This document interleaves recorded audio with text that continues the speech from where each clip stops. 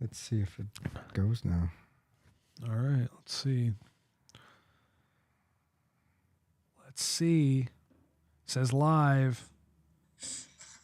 Oh, there it goes. It's us live on youtube.com. Yes. Is that this one? Is this the correct one? Oh, there it is. All right. Good. It says episode 10. Yep. Okay. Welcome to Contra. Wow. I don't have any. Wow. I have no enthusiasm. Welcome to Contra Gentile season 4, episode 10. When was the last one I was here? Was 7? There's only been 2 since I wasn't here, right? Yeah, just 2 of them, yeah. I was It was AWOL. with Jay and Josh. Like how you texted me, like, hey, what are we doing for the episode? It was like 2 a.m. UK time. I was like, glad you figured that out on your own. Oh yeah, because I just wrote them. I was like, hey, I might just do a solo episode. And Jay was like, hey, you want to do one? I was like, sure. Yeah. And I then, listened to like an hour and a half and it was all soccer, football. Oh, for the first hour and a half it was. I was like, all right, so that's this episode. I'll be done. Listen to some of the Josh one. I just trust you. Yeah. I don't need to listen. I thought they were pretty fun. Yeah, I need to put them up on the podcast stream, but Oh yeah, because I guess the Patreon listeners who only listen audio probably don't know about those episodes. yeah. But yeah, it was good. I thought they were pretty good conversations. I thought you actually thought that. I mean, I appreciate football, but it's like you and Jay going back and forth about South American teams and stuff. I actually thought was very good. Yeah. Very listenable, very nice. Well, I'm glad so far Messi has proven me wrong. So they made it. Yeah, they're actually. Yep. I know he actually did something in the last game too. Argentina and France. Yeah. And so yeah, he had his moments of magic, and so Morocco and Croatia. I know. Third and fourth. Yes. Yeah. So yeah, we will see. We'll see if it goes all the way. Morocco? Is that an upset? Yeah, that was. Because to me, I mean, I'm not in it, but I kind of. Yeah, Morocco is not really well known to be like what great, on great soccer team.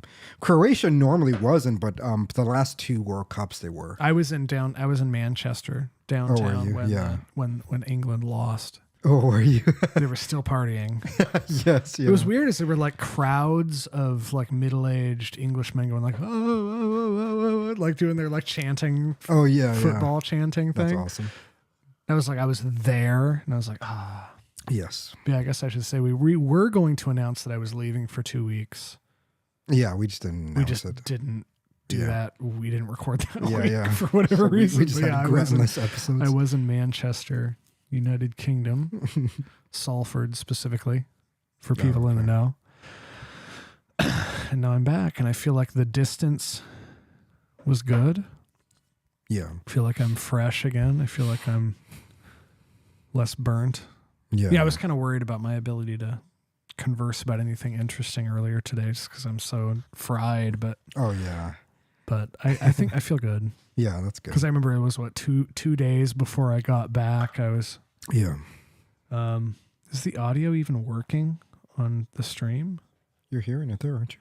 Am I? I am. Okay. So the little software thing is lying to me.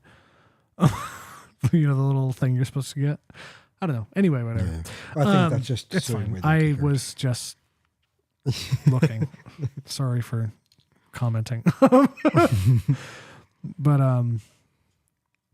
yeah, it was like 2 days before I was supposed to come back. They were like, "Whoa, we got 2.5 feet of snow," and I was like, "Just." Oh yeah, the whole week was bad. Buy me a new identity. I'm not flying back to that. Yeah. It's horrible. Yeah, I know. No, that Monday when you saw me at the airport, I was actually supposed to leave that morning, but the flight got delayed, canceled, and all that shit. So yeah, it was pretty rough.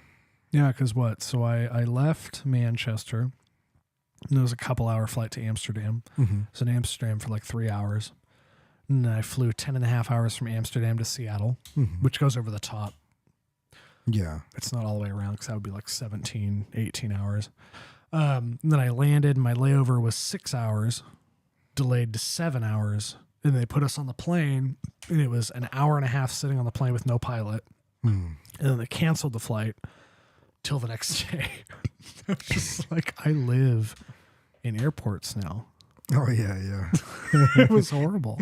But I got a hold of Anne Marie and I slept on her boyfriend's couch. Yes, that's something. He's At great. least you got to know him and stuff. So. He's great. I like him a lot. Oh, do you? Yeah, that's He's good. a lovable dork, kind of. Is he? Yeah, so it's great. You guys probably have a lot of like similarities or similar interests and stuff. I didn't get to know him that well. Oh, No. okay. No. There are a lot of plans, but Anne Marie's doing well. Yeah. It was funny. Well, I'm figuring if she gets along with him. You want to tell you what Anne Marie does for a living now?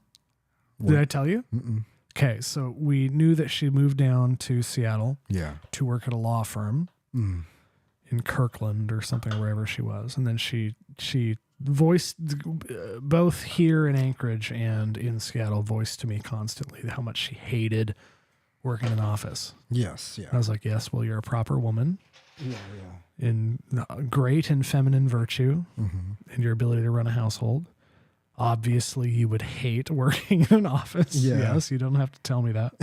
But she quit her job in a law office. And now, so she lives in a convent. Yeah. And she is the personal chef/cook for the 9 Dominican priests at her parish. Oh, really? So she is living in a convent. Yeah. And is the personal cook for Dominican priests That's awesome. at a parish. Yeah. That's awesome. It's like there is no more Anne Marie job Yeah. that I could, like, if you put a gun to my head and you're like, what job is the most Anne Marie of any job that could ever exist? Yeah. I don't think I could come up with being the personal cook for Dominican priests. Does she like it at least? Oh yeah. Yeah, that's good. She loves it. Yeah. Because she cooks their little community meal they do and stuff. And apparently she's responsible for, they do like she's not here. I think she's coming up in like a week. Oh, cool. She'll record with us if she has time. Yeah. I asked. Yeah. But it's something where they do the there's like an adoration they do once a month of like the change. It's something of the Blessed Sacrament. I don't know what it is. Okay. It's some event, but she's like responsible for organizing the whole thing and cooks for everyone involved. Wow. It's like beautiful. I'm like, wow, Yeah, you're yeah. like a nun without being a nun. Yes. Yeah. I'm still having a boyfriend. I know, No, it's that's beautiful. Yeah. That's good though. Yeah. Yeah. Got out of the law, so. I can't imagine that. If I can't imagine that, I can't imagine Anne Marie doing that. Yeah. Yeah. You look overworked. Is that Yeah, just, I mean, I came early morning from Juneau and then just worked. How all day. early? 5. Your flight got in at 5? Mm-hmm. That's stupid. I know. You just been working all day? Yeah, pretty much. That's why you're like, well, you said an hour. You said almost an hour ago you'd be. And I was like, No, you just keep you kept repeating. You're like, did you hear? I said, yeah, I did. I did read that, but You that were was like, responding as if you'd read that. yeah, because it was like, yeah, but that was an hour ago. So I don't know the I context. know. And the yeah. second you said that, I was like, I can't. Of all people to remark on my lack of Yes, but abilities. normally you know what I'm Estimate doing time. at I least. know. Yeah, like I'm working. I whatever. just was at a dinner and I was told that we were leaving and I was just in the process of leaving. Yeah. So I sent you a minute by minute update. I just hit the freaking air horn. Did you? No, I sent you a minute by minute update. Yeah. I was like, all right, well, if you need to know what I'm doing, I will send you a minute by minute update. No, I didn't even text until 45 minutes later. I was like, it's a bit long because Well, for me, I'm so punctual. No, it's just everything in Anchorage is about 15 minutes. No, I know. And so I'm thinking, well, No, I understand. I understand everything, but at the same time, as you of all people telling me that I was taking a while was a little irksome. But anyway, is that all? That's all that's new.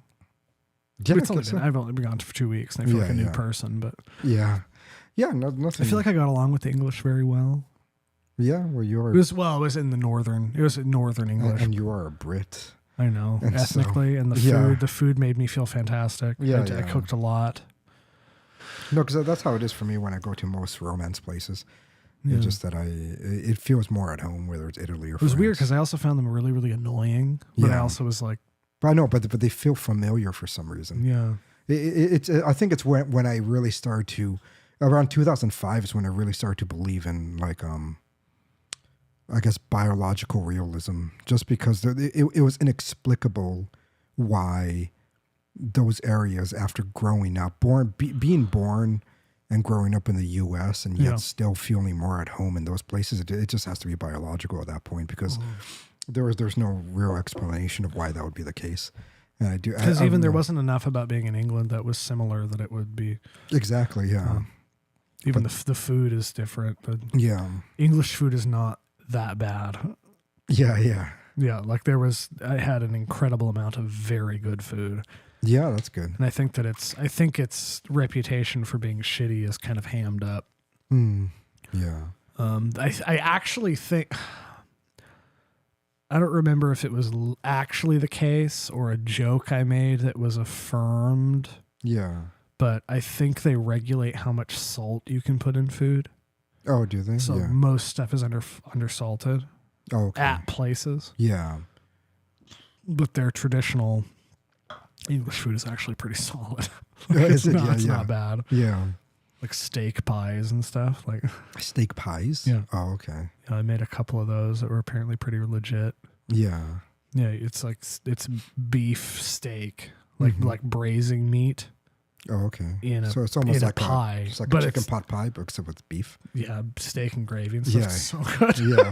No, yeah, that would be. It's like there's a lot of good, hearty, awesome Brit food. Yeah.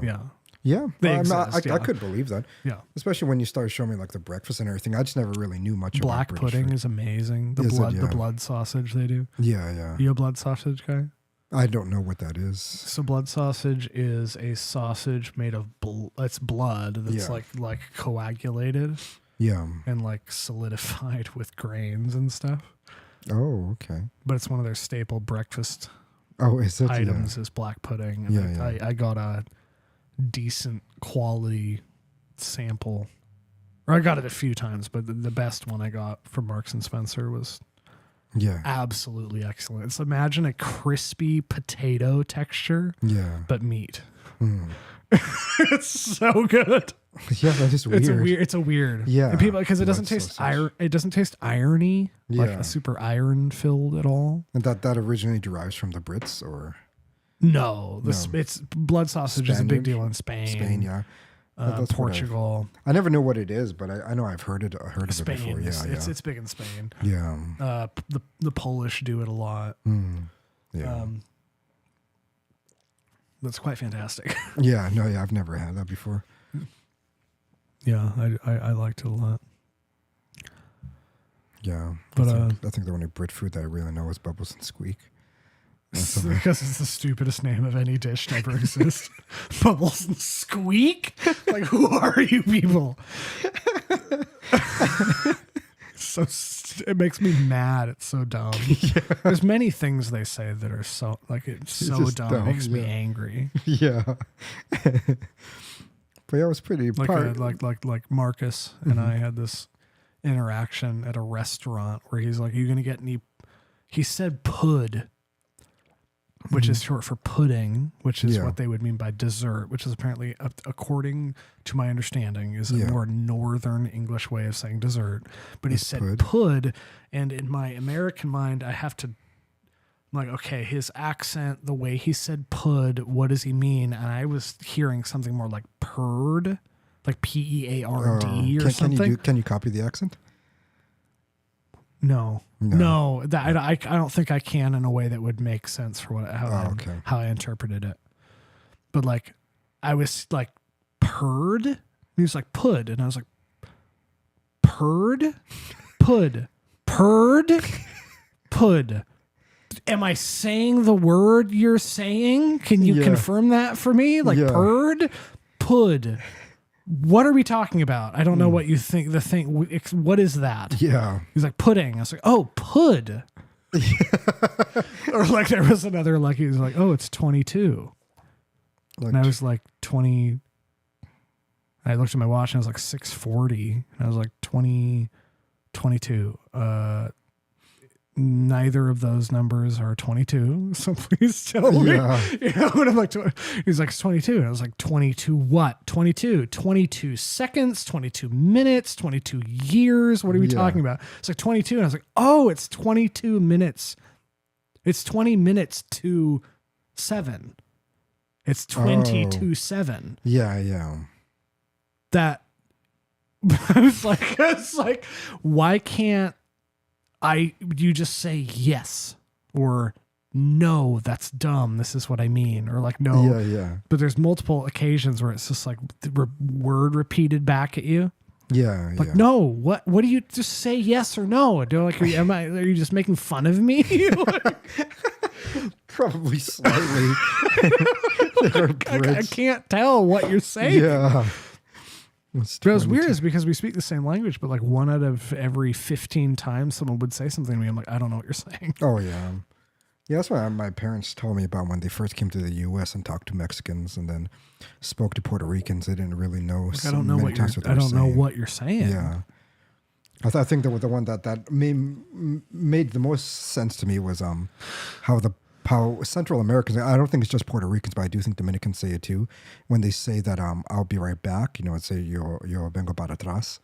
And so you're like, yeah, so in Peru that means you're walking backwards. Yes, well, I mean, it means I'm coming from behind. I come from behind, yes, yeah.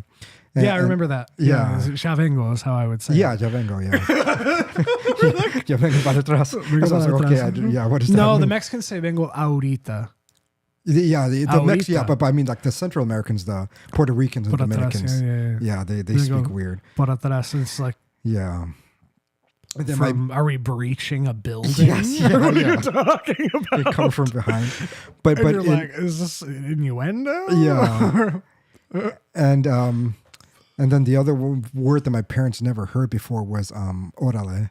And so that's just in a Mexican. I didn't know that one until I like saw it on TV as like a funny thing. Yeah, and that's just a Mexican word. And so so that was actually something weird was, of course, in Manchester and its satellite towns are not necessarily a hotbed of tourism, especially at this time of year. So I didn't hear any, American accents. Or you're walking through somewhere and you're like, you hear an American, you're like immediately like, oh, you're one of me or something. Right. Yeah. But like any time I'd walk by anybody, there was like, there was a woman with her mother and they were obviously either from Ecuador or Peru.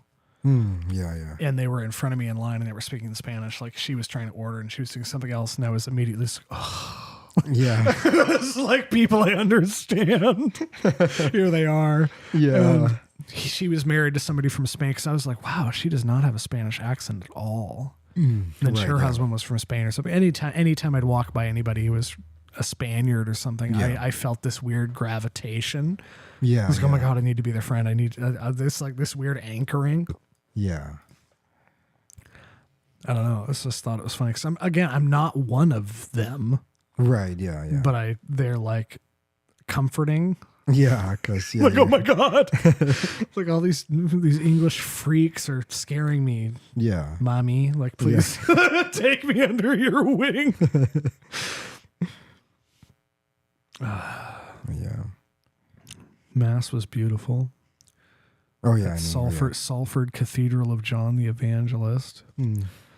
It's funny because John the Evangelist, Saint John the Evangelist is my birthday is his patron saint day.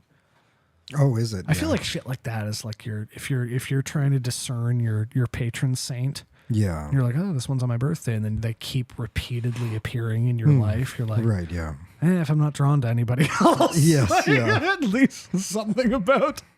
Yeah, that's awesome. Yeah, most beautiful mass I've ever seen. Yeah, gorgeous. Yeah, over it. You walk in, and the door, they don't close the door, and it's like 34 degrees outside, so you're shivering, but the choir is gorgeous. Yeah. Every cantor is amazing. The priest is some like Ghanaian guy. Oh, was he? Yeah. You are preparing for Christmas. You prepare room in your heart for Jesus as well.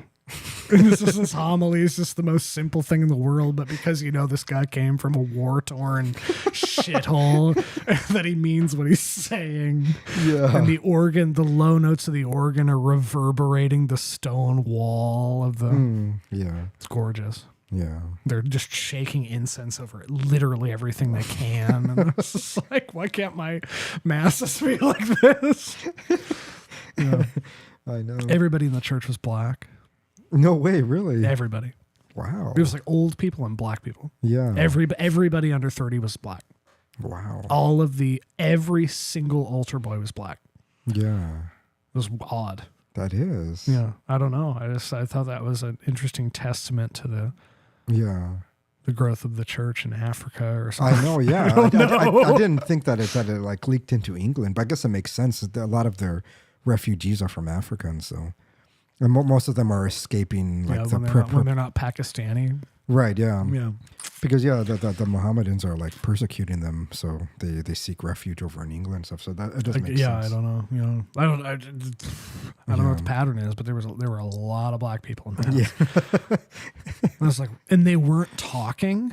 Right. Yes. Yeah. It's like there's nobody making any noise. Yeah.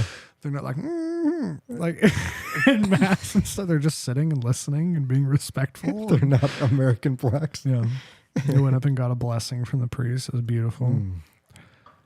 That's awesome. They're renovating the place, but the whole interior of the walls were like the plaster was falling off from 150 years of disrepair and stuff. It was beautiful. Yeah. Yeah, I was in tears like 4 times. Yeah. It was like an hour and a half. Oh, was it? Yeah, their Sunday mass is like an hour and a half. And the cantors which mass was it? Was it the? It was a. It was Novus Ordo. No, I know, but I mean, I think it was a special mass. It's the second day of Advent. Was it a second day? Okay, yeah. I don't know what. What is that the day for the Immaculate Conception? Was that the? I don't know. Okay, yeah, I have to look that up. But that was like, I haven't had the experience at a mass here, like that.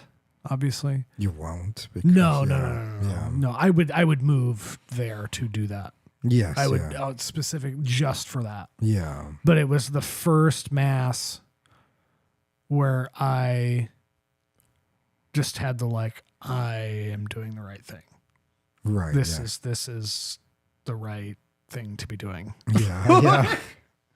It's like conversion is the answer because it was so good. Yeah. When you actually see. Yes, it was. Yeah. Well, because it's a properly, it's, I think it was built it's finished in like 1848 or something, but it was like a neo-Gothic thing. Yeah. But it's shaped properly. You're sitting in the right spot. The altar's in the middle. The cantors are in the back. Yeah.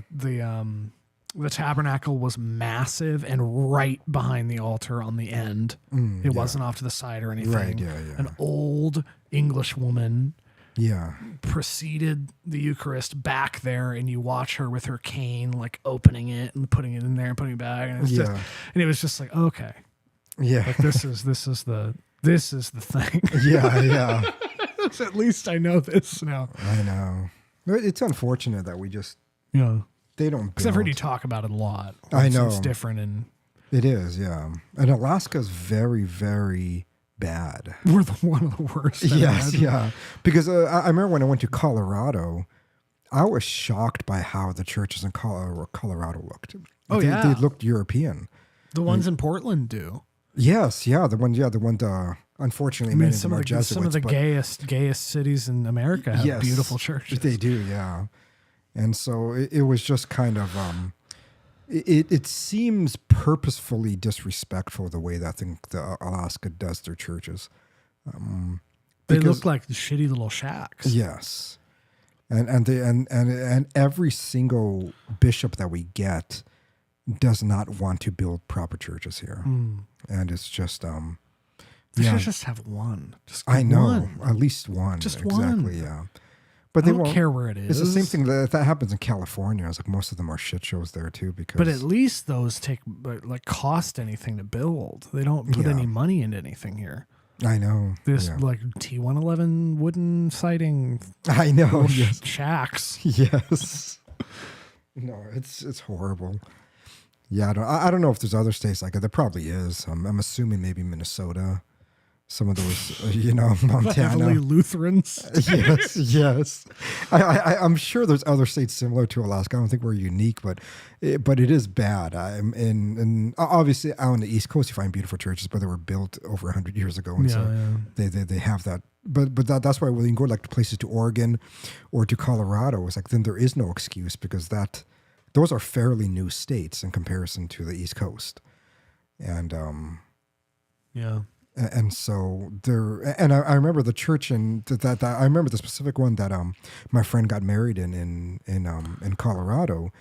It has the year marker on there. It really wasn't even that old. I think it was like 1925. Yeah. So okay, it was built 1925, and it less looks than 100 years ago. Yes. Now, and it looks magnificent. It looks as they should. Yeah. As they did for hundreds of years. Right. But ever since they built them here in Alaska, there's just been shacks, and they want to keep that tradition going. And I actually think that speaks volumes to the power of Catholic theology. Yes, that so many people in such a shitty place to be a Catholic are being persuaded by the message. Because their beauty is not present. It's not present here, no. Like the arguments are so coherent that it will convince me to go to shitty looking churches. Yeah. No, that is true. I'll attend the mass that's a shadow of of an actual mass. Of an actual mass. That people have been listening to for thousands of years. No, I remember that there was this in New York, they built it's called the Cloister, I think the Cloister Museum. And it's just built with castles and old churches that were destroyed, but they flew up in helicopters, like large pieces of it, and they just put it back together in New York. And one of the ones that they put back together was an underground chapel while they were being persecuted in ancient Rome. Like you're talking about a really, really old one. And they put it together in New York? Yes. And they put it together in New York. And you see, and it's really old, like the crucifix, like the Jesus, it's really badly sculpted. It's just really, really old shit. But it was still more beautiful than what we have here in Alaska. And it was just, Could we easily say that Alaska is in the top 5 worst states in the U.S. to be Catholic? Could we assume 5? Yeah, it's pretty bad here. 5 is, you think, solid? Probably, yeah. Top 5? Okay. Yeah, also top 5. Yeah. Well, I think that especially with Scandinavia and stuff in Canada. Right. Yes. We're what's the word? Climatologically predisposed to Lutheranism. Like Norway, Sweden, Finland. Right, they all are. Iceland, Denmark. Yeah. Like Alaska should not be Catholic, historically speaking. Because we're mainly Orthodox, I think. Yeah. I don't know statistically if we are. Right. Are there more Orthodox? I'd imagine there's here more in Alaska? Yeah. No, I think Catholic population is still more. I would think so. Because there's so many Mexicans. Yes, yeah. Just because Anchorage is Mexicans so big. Who have no idea why they're here. No, it's horrible, man. Alaska, I'm looking it up. So Alaska, show me religion, population, language, time zones. How about religion? Do you know the state flower? Fireweed? No. It's forget-me-not. Oh. You knew that. I didn't. Yeah, you didn't listen. I never took Alaska history class. I know, but you don't listen to many things, so I wouldn't know if you did or not. Oh. I really know. Because I went to the private school, so we never. I'm not talking about the online dating thing. No, I know online dating exists, not internet dating. What's the difference? Isn't online dating like Match.com and stuff? like when you find somebody, but you ultimately meet them. Like the point is you introduce online. I actually wouldn't know where the line is. Oh, okay. I don't know. Yeah. I was just riffing and making fun of you. Yeah. So you're like, "Whoa, But the way what is this internet phenomenon that was present in 2005? But the idea that you just have a digital girlfriend, that's what's weird. Roman Catholicism and Orthodoxy are different by 1%. Oh, that's it. 14 and 13. So I don't think that's a meaningful distinction. Yeah. But anyway. Yeah. No, the internet did. I was just riffing. Yeah, I know. Yeah. I was pissed off by something else, and I thought it would be funny to dunk. Yeah. It's like I didn't want to do it on the timeline. I can't argue with people on Twitter anymore. Yeah. I immediately am just like, I just want to beat your face in. Right. I don't know if it's anger or. Yeah, it probably is. I don't know. I think there's a. I also do think that once you remove yourself from something for a period of time and you come back, it's harder to. Yeah, I was mostly. I mean, I would check the group chat a couple times a day, but I wasn't. Right. Yeah. I was like, oh my God, I've had this conversation 300 times. Yeah. Because I know that's what happened to me. Not anything to do with Twitter, but was ever since the World Cup started, I was just kind of paid attention to that. Like watching replays and watching the actual matches. I didn't watch Daily Wire for like 2 weeks. Yeah. And so it's hard for me to watch the news now. It's like when I turn it on, I'm like, 5 minutes in, I'm done. It's so negative that my personality is not naturally negative that way. And so I don't think I am either. But to bombard myself with negative media that way, like everything about the news, about the Daily Wire is just bitching about liberals. And it's just, in the end, I'm just like, I just don't care. I do think Michael Knowles finds it funnier than most people, and I find him more listenable. Right, yeah. When he's talking about the Trump, did you listen to the NFT stuff? No, I didn't know. Yeah, so former President Donald Trump has released they all sold for like $4.5 million total, which is the goal.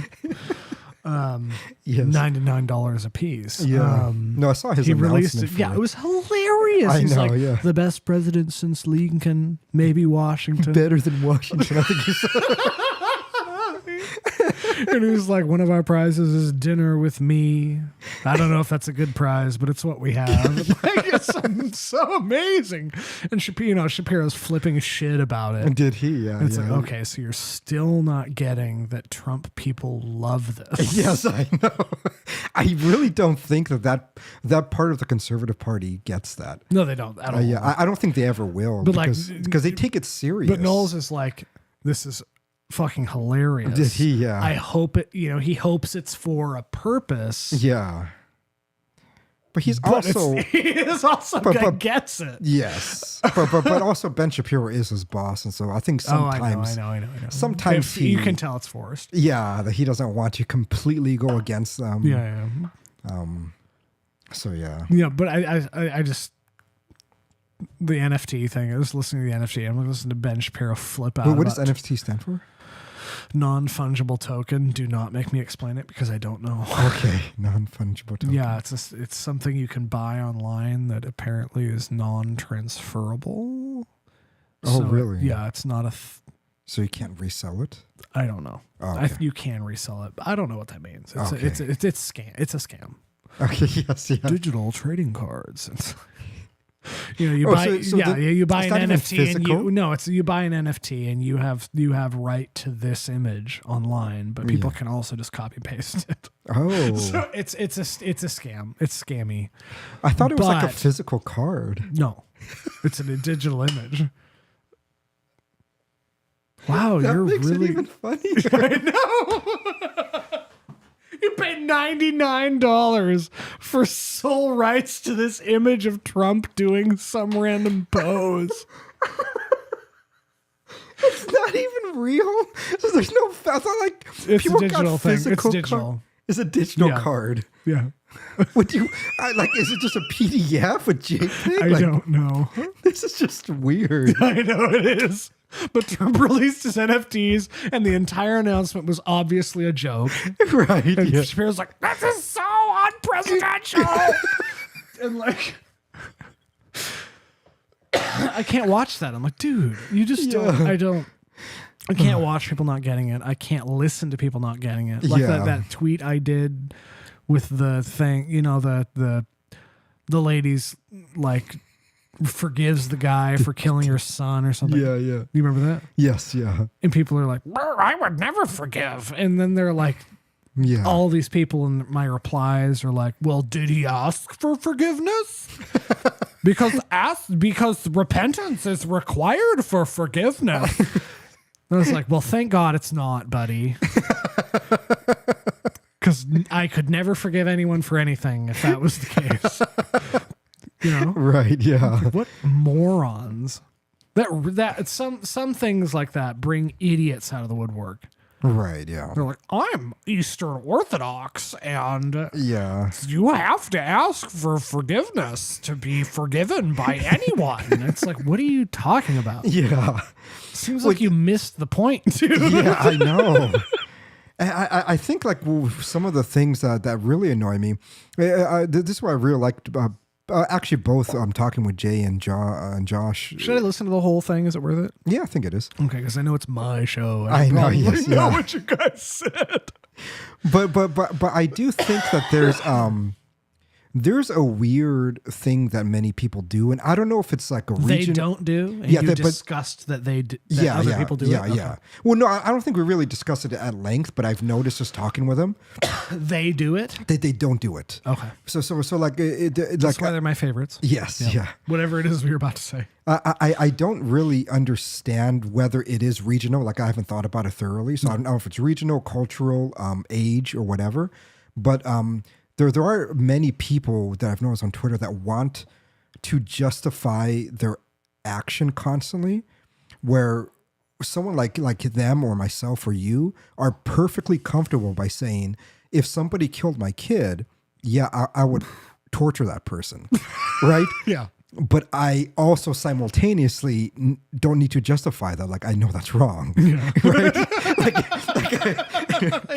I'll take him to my little murder room downstairs. Yeah, you'd peel the skin off his hands. Right, yes. I would do everything. You'd peel the skin off his hands and then cut his fingers off. Exactly, yeah. If if it was two people, like I'll make them stick a broomstick up his ass. Up their ass. Well, anything like that, yes. Off, cut their dick off, but then cauterize it so I make sure they don't die. But then also eat it. And then make them eat it. Yes, yeah. There's a lot of things that I would do to them. But it's like, don't eat it, cut their neck open, right? And force it down their windpipe. But then I don't need to begin to justify why I'm doing that. Like I don't have to be here. Well, he really wasn't sorry, so I didn't need to forgive him. I was like, what? Why? No, I'm a piece of shit. He pissed me off, right? He pissed me off. He raped and killed my kid. You say a rosary and do it all. Yes. I am mad. I'm gonna get revenge, and it's gonna take an act of God to stop me. And I'm simply okay with saying that. Like I have no problem saying that I'm going to do something wrong, even premeditatively know that I'm going to do something wrong. I don't need to then try to articulate its justification as if what I am doing is good. Yeah. But I've noticed many people is that they need to feel as if what they're doing is actually not bad. It's very puritanical. Yeah. And it's strange. It's like, why do you need to have that feeling? I mean, have you, it makes me wonder, did they ever just look at something and they know they're not supposed to do it, but they do it anyway. And they do it anyways, and then they know and just know, right? And just be like, okay, maybe next time I won't do it, or just go to confession. I don't know. It's like there's so many things that cross through my head normally when I commit an act of evil or whatever. But it's me anytime I eat, dude. Yeah. Yes. But at no time do I ever feel the need to justify it, like at all. I'm just like, no, this is I just want to do it. Why can't people just say that? Why rather than saying, well, no, they're not, I don't need to forgive them. Because forgiveness requires repentance on the part of the forgiven. No, because I have an anger problem. If somebody pissed me off, I wouldn't forgive them. Just say that. Okay, that's your vice. Because people were like, the people jump into this thing. They're like, well, actually, he's talking, he's denouncing the motive for forgiveness practiced by the forgiver in this instance, because she's forgiving him because he's black. That has nothing to do with what he said. Right. Yeah. Like, no. He said that he would never forgive her. or Yes. the person that did that thing, if he was her. Right. Yes. That's all he said. Yeah. Okay. That's a piece of... That was weird. Did you hear that? What happened? Okay, I thought I heard a sound. It went like... Yeah. It's fine. It's the thing. Look at the camera. It's fine. Okay. Look good. Do you like how I switched my pedophile glasses out for usury glasses? Yes. Yeah. My Jew glasses? But you don't got the Jew nose. No, I don't. Yeah. Yeah. Imagine if I had the nose, I would be indistinguishable from Yes. every other feature of my face. If I just had the like... I know. If I was like that? Yeah. Like that, probably? Would that be Yeah, enough? and you don't have a big enough nose. But if I had a big enough... It has to be big and hooked. Okay. Yeah. Yours is very Anglo. I know. The like straight. Yeah. Yeah. You don't. Yeah, I was looking around at people and I was like, I could... If I had to skip the country, this is... no one would suspect a thing. Yeah. Wow. But yeah. Yeah, I think that's one of the more annoying things I'm finding when I discuss people on Twitter. Because that's apparently another thing that we have to rail against Protestants for not understanding is apparently forgiveness is a thing that they don't get. Right, yeah. And post-Protestant converts don't get. Right, yeah. Yeah, and I think a lot of times... Imagine thinking that forgiveness might require repentance on the part of the offender for it to be forgiveness. Imagine thinking, for me to forgive somebody, they have to be repentant. Like, what are you, God? Right, I know, yes. and I think that's what they're thinking of. They're thinking in the context of like actual absolution, right? Which requires you to be... Of course. But even then... There's two acts of contrition. There's perfect contrition and imperfect contrition. And with imperfect contrition, you don't actually have to feel sorry. Yeah. You just have to Go say through the words. motions. Yeah, go through the motion. So there is even in absolution, there is a mode of you not actually ever feeling sorry for your actions and still receive absolution. I thought it was such an obvious fundamental normal thing for me to say. Yeah. All these people I know personally coming out and being like, actually, they have to be repentant for you to forget. It's like, what? Yes. What are you talking about? Yeah. No, yeah, it's but it feels weird. like that really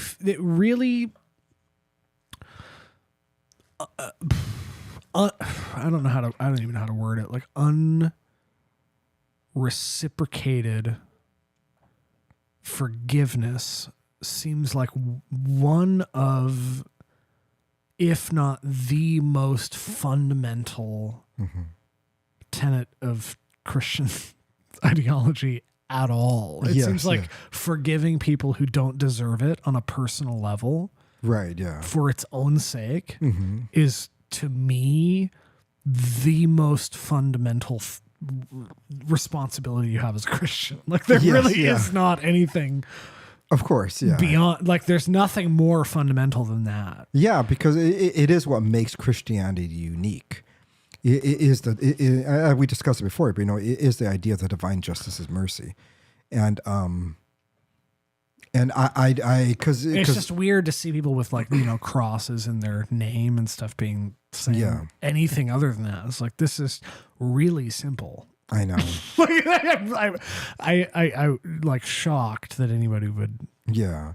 But there's many of them. Offer any resistance. It was obviously there's many of them. Many of the trads and stuff are that way, and it's because they're Puritans. Yeah, they're not They're not traditional. They're not yeah, and that's normally who was that? I don't mean to bring it up again, but like Josh kind of asked that because he actually didn't ask it. He was just saying that. Well, I wasn't here for that, so it might be worth. He was saying that he doesn't really know what people mean by that, but he was kind of by saying what? It Traditional. Yeah, like trads. Oh yeah. But he was kind of saying it like he doesn't want to know, but I told him anyways. he was just like, yeah, I don't know what you're doing with that, but there is a time period that trads reference. I think it's also regional. It's like when you say someone's a trad Catholic, you normally mean someone between the times of like the 1800s to So Trentian Catholics. yes, 1800s would be post Vatican I. yes, and I think that's normally what they mean. They mean like this time period where, you know, I think the habits of tradition became more important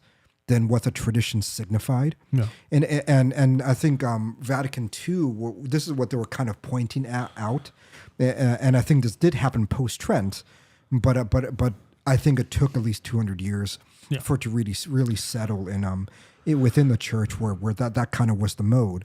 And so there's many times where you know, like it is an actual, I can't remember the name of it, so maybe a listener can, if they want to write it in, they could say it. But there's a sin in which you, where you idolize the signifier more than what it signifies. So you idolize the traditional habits or whatever it is more so than what the tradition is actually trying to push. That's a heresy generally. Yeah, it is a heresy, but it is a particular sin that's within the church, and I can't remember the name of that sin.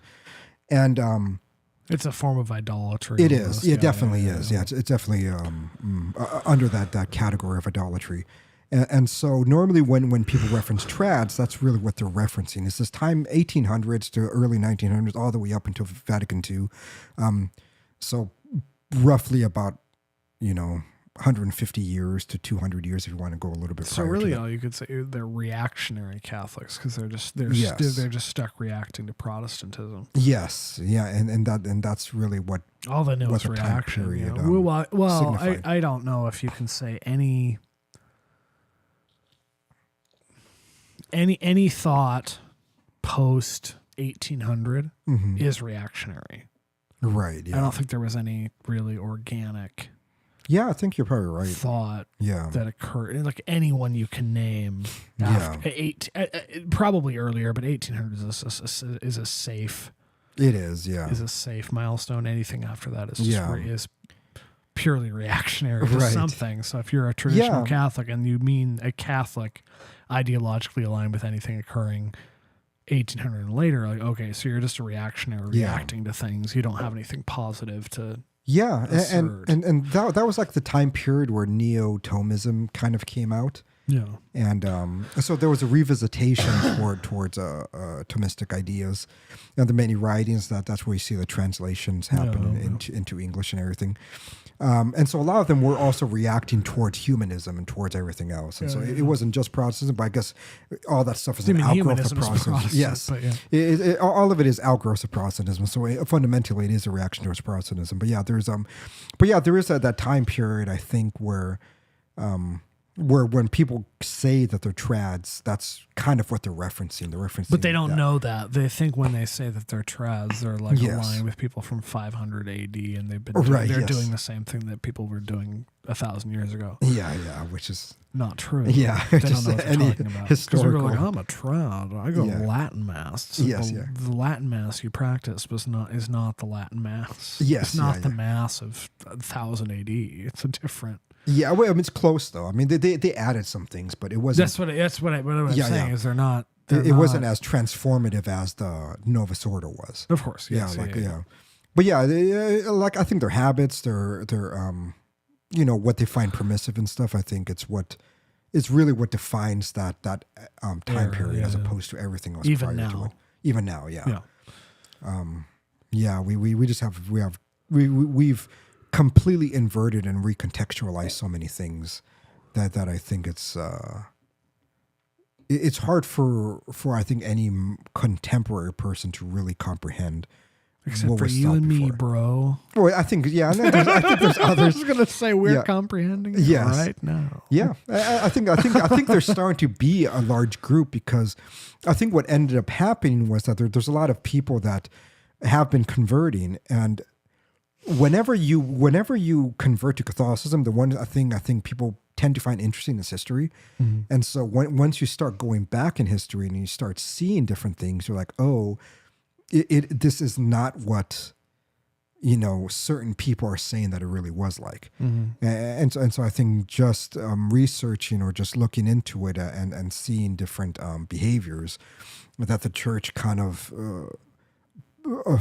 found permissive as opposed to what they find now.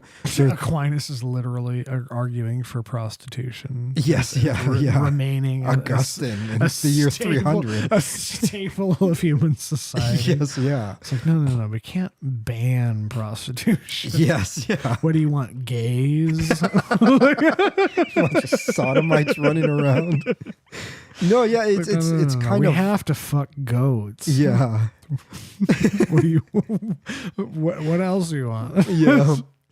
But I do think that's why the discussions are important, and why when the trads begin to revolt and don't even want to talk about it, like, they're going to look at a Jesuit and they say they don't even want to discuss what they're presenting. It's like, well, you kind of have to discuss it. It's a Protestant disposition. It is, yeah. It's like it might make you uncomfortable, and the Jesuits, I would say, many times are just wrong. But it does need to be discussed because the church has always discussed those things. What can be permitted, what can be viewed as being, just permissible by the church. Not really condoning or saying that it is moral, but just simply saying, what are you allowing in terms of behavior socially? I've been thinking a lot about, the fact that at least so many Catholics that I know personally, I don't remember how I started that sentence, so I wanted to remain grammatically correct. I've been thinking a lot about the opposition that Pope Francis faces from different groups of people. Yeah. And people say, well, he's very pastoral, but he's not very, he's not firm in the way that he should be based on these different circumstances. And like, I would rather him, respond to this situation this way. Right. Because and a lot of people might draw the conclusion that he's not the proper pope for the time.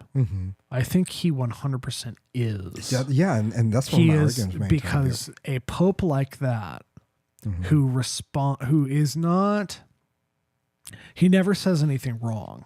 Yes, yeah. Because he's the pope. He knows.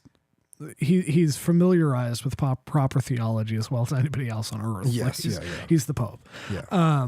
He's not a great intellect, but he at least knows the basics. Yes. Yes. And he literally appointed by the Holy Spirit. Like he's he's exactly. not saying anything wrong. Yes, yeah. It really separates, the wheat from the chaff to have someone who responds kind of, he kind of fumbles a little bit saying stuff. Sometimes, a lot of the time, he's really not saying anything wrong. He's just not being very eloquent. Yeah. But it's almost, I start to feel like when people respond to him with extreme negativity, we don't need you. Yes. Right now. Like, okay, well, go. Yeah. Yeah. We don't need that right now. Okay. Bye. Yeah. Go do another thing then. Right. Yeah. You're your own pope. That's fine. Go start your own church. Go. Seriously. Like if I hear,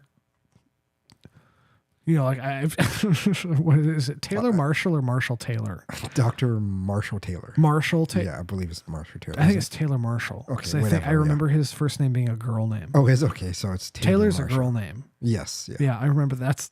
Yes. Yeah. But seeing him, Swift, he's on my timeline constantly now. Yeah. I think I engaged one too many times. Yeah. And then watching who I know respond to him in different ways. Yeah. And when he says something like egregiously stupid and they respond, I'm like, okay, go. Yes. Yeah. I'm like, I'm not baptized yet and I'm ready for you to go. Right. Yeah. Like you're done. Like that's this, if you,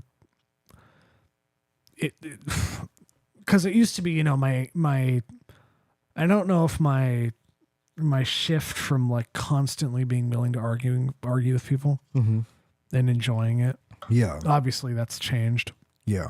I just want to beat people up now. Yeah. Yeah. Good. I can't have I can't have an argument with another atheist about the same thing over and over. It's like, just here's a link to what I've said before to this other guy.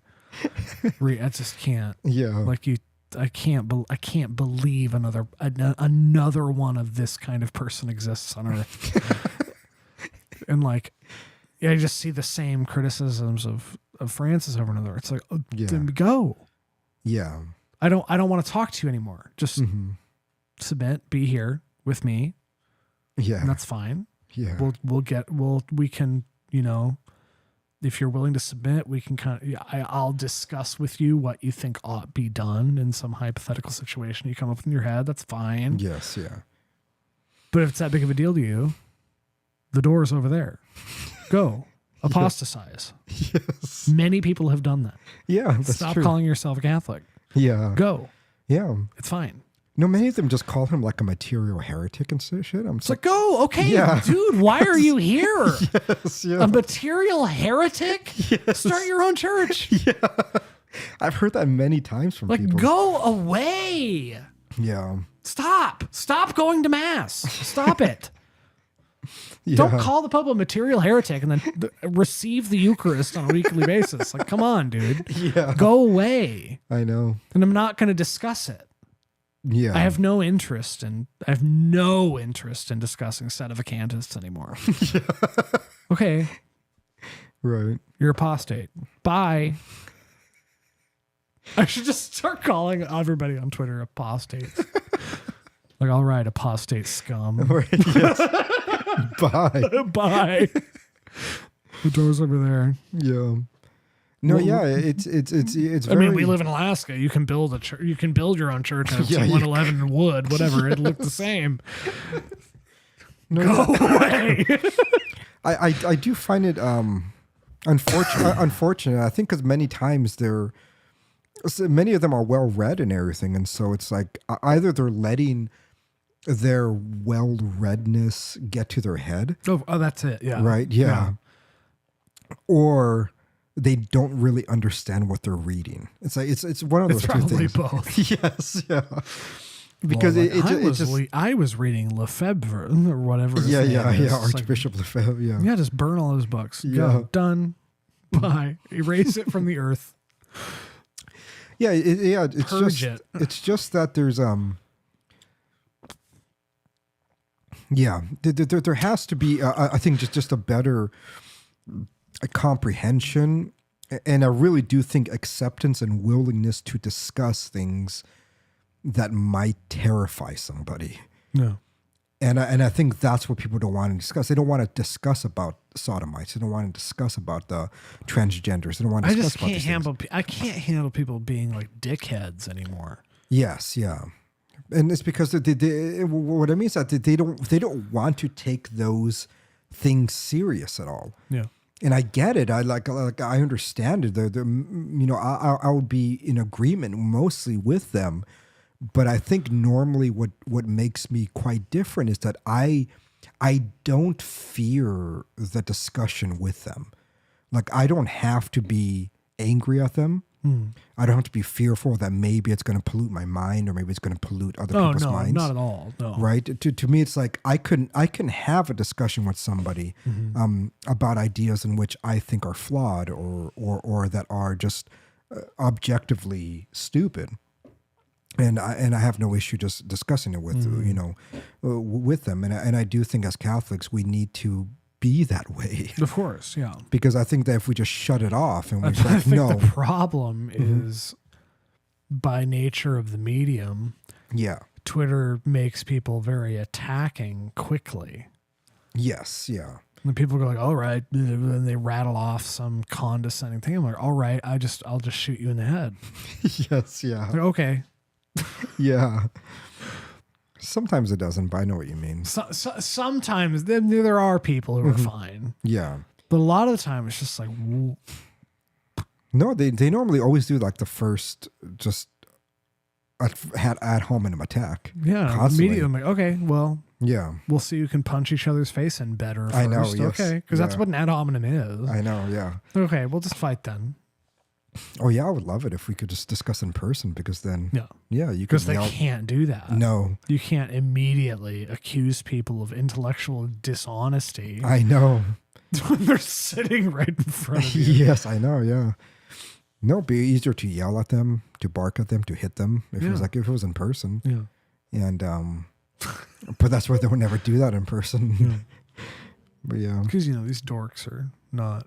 right. Yeah. They're the dorkiest of us all. Yeah. That's why they're just argue there. I guess. I have to worry about being beat up by Sam Harris.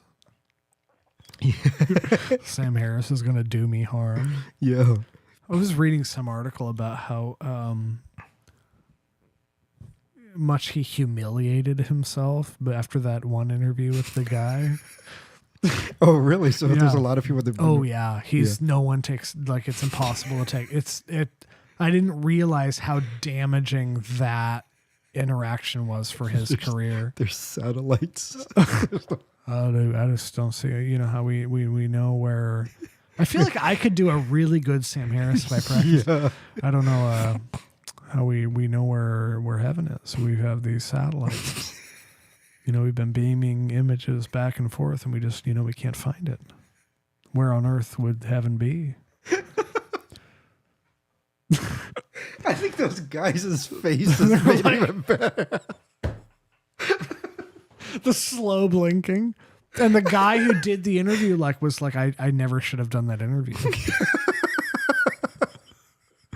I'll have to find it for you. There's something. The guy who did the interview wrote a thing. Did he? Yeah. Because he felt like he was an integral part of Sam Harris leaving Twitter.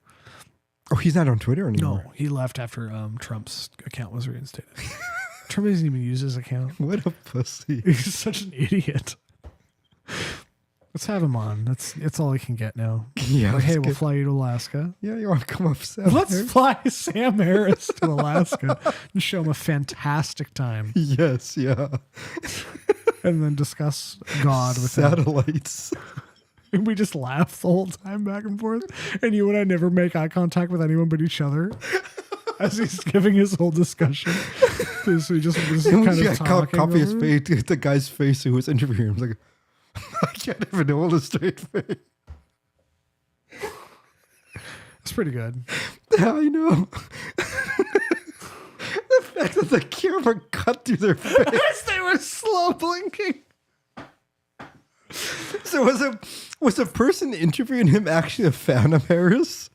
Or you don't know? I don't know. You don't I don't know, think yeah. they weren't in any opposition or anything. Yeah, yeah. Just, he's a public intellectual, quote unquote. Yeah, I don't think you're right. I don't think I've seen anyone really take him serious anymore. Since then. Yeah. I just think it's over. Yeah. I think his career's over because of that one interview. Yes. I don't know where heaven is. He only thinks he's being funny. He's like, what did you call him? beard. Adam Sandler's retarded Ugly cousin. Ugly cousin. No, not Adam Sandler's. Ben Stiller's. Ben Stiller. Yeah, Ben yeah, Ben Stiller's Stiller's ugly retarded, cousin. ugly cousin, retarded cousin, or whatever. He just looks so much like him. If they ever did like a movie of Sam Harris, I can't think of a single Ben Stiller movie I've ever seen. Oh, you never seen Tropic Thunder? Oh, that's right. He was in that. Yeah, yeah. Okay. He also wrote in Tropic directed, Thunder's fantastic. Yeah. I know. Okay. Yeah. I love Jack Black. Oh yeah. And Robert Downey Jr. is a black guy, but That movie is incredible. I think that really was his best movie that Ben Stiller ever wrote because he writes. Like, he writes wrote that? Yeah. Oh wow. Yeah, he writes most of his movies. Zoolander, I believe he wrote as well. Okay, Zoolander's not bad. Yeah. Okay. Yeah. The ones that he didn't write, I think, were like more mainstream. Like the guy, one row in front of. I was in aisle seat on the 10.5-hour flight from Amsterdam. One row in front of me, across the aisle, watched Fences on the Delta flight, and he had tears in his eyes. That would be me. I haven't seen it yet. Yeah, yeah. I need to watch it. But once I saw another guy have tears in his eyes on a plane watching it. Yeah. Oh man, it's such an intense movie. But I wonder. I think what I would like to know is that whether that would have any impact on somebody who is not married. Oh, It's maybe I should watch it and I should give you a report. Yeah. I would do that. Yeah. because it's so tailored to like marriage, like that the whole narrative is. Yeah, I wonder. And I'll watch it sacrificial specifically nature of a for father, that to Yeah. let you know. You know what else they had? What? I watched the entirety of season 3 of The Office, Oh, did you? Nice. and because obviously I've seen it through like 5 times. Yeah. Not for a little bit, Yeah. but I watched season 3 of The Office and a little bit of the 4th season. And season 3 of The Office is, to me, probably the best season of the show. It starts out with a gay episode. Every single episode Yes. is a masterpiece. Yes, yeah. Every single one. Yep, yeah. It's and a television like that is very rare. Doesn't exist. It was anymore, every single episode. Because I remember that watching that the first time through. I mean, like season 3, season 4, season 5. Yep. But especially season 3 Yeah. it's spectacular. It is, yeah. It's when the writers hit their stride, the actors did, everything was perfect. Everything about it is perfect. Yeah. Because I mean, I sat and I watched it. I mean, it was key. I watched the first half of it, the first 10 and a half hour flight to Paris. Yeah. And then from Amsterdam back to Seattle. Yeah. I watched the other half, and it's amazing. It is, yeah. How good it is. Yeah. How well it's written, how well it's paced, and I remember because I've seen the thing through several times. Yeah. But watching it in sequence like that, it becomes a little blurry when things happened Yeah. like your favorite memories and stuff. 80% of the best moments of the show happen in the third season. Yeah, It's really that was the season where when Todd Packer comes, he says, "Helper, tall, queer, handsome as ever. Hey, everybody, it's me, Jim." That was that in front of Karen? Yep, that was right for Karen. Yeah, and the Rashida Jones. Yeah, character. and that was the moment that the first joke that Elijah ever laughed at a show. He was only like when he realized he wasn't like totally handicapped mentally. He was young too. It was like a year and a half. Yeah. He was just watching with me. So we're like eating cereal, and that was when Amanda tried to work. So she was like teaching and shit. And so I was eating cereal with him in the morning. I was just and The Office. Season 1 through 3. I could quote many things. It just I just know so much of it, and part of the reason why I knew is because at that time I was shooting for that company to go to people's homes. And so like I would play that to stay awake, and I had the iPod movie, is that called? The iPod video, whatever. It was before like the large screen iPhones. Yeah. And so, I still had to use MapQuest. Like this is old, right? Yeah. So like I'll print out my maps, and then I'll have my iPod video, whatever it's called, video iPod, and then I would like put that on there, and I would just 30 gigabyte one or whatever. Yeah. And it's at the small screen, but yeah, like I would just listen to The Office as I was driving. It wouldn't keep me asleep, and so like I just could listen to it because I didn't watch it most of the time I was driving. Like I can't. And I just know which episode it is at that point. Yeah, the episode where what's her name? The girl that breaks up with Michael because he proposed to her publicly at Kelly's Diwali. Oh yeah, his real estate agent. Her name is It's not. Damn, I don't remember this. It's not Catherine. It's not. It says a K sound, doesn't it? Yeah. I don't remember what her name is. But that's his wife in real life. Is it? Yep. Oh, that's so funny. Yeah. It's so good. She shows up. He says it's a costume party because he doesn't know what Diwali is. So she shows up as a cheerleader. Yeah. When Andy takes him to Benihana. Yes. The Benihana scene is one of the best scenes in the entire show. Yep. Yeah. And Dwight's in the background audio, like, what are you talking about? Yes. Yeah. Could you repeat that? What are you saying? Yeah. He was trying to discuss he with brings him. the Asian girls back to the Christmas party, and he can't tell them apart, so he marks the one's arm.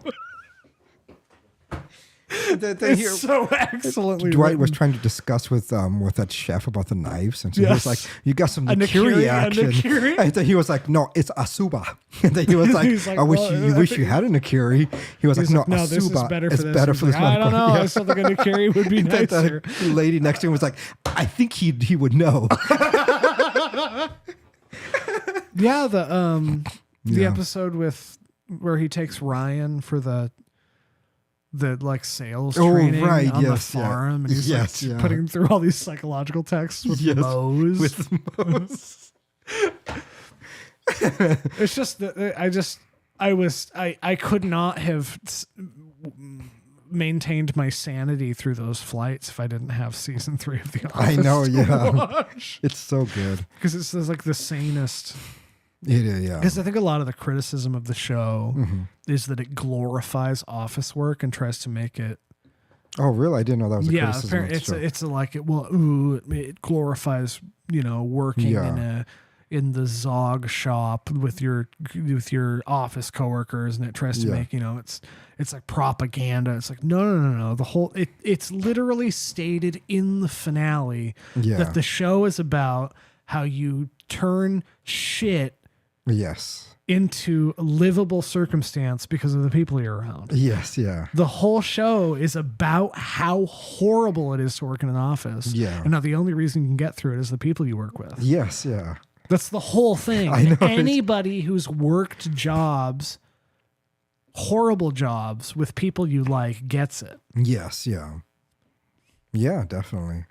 That's the whole show. The Yeah. whole show is like, this is the stupidest job. You work in a paper company. It's the stupidest and most demeaning job Yeah. anybody could work, and everybody Yeah. knows it. And they're treated horribly by management and by corporate, but they still do it and can get through it because of the people they work with. Of course, yeah. And that's any job Yeah. if you let it be. Yeah.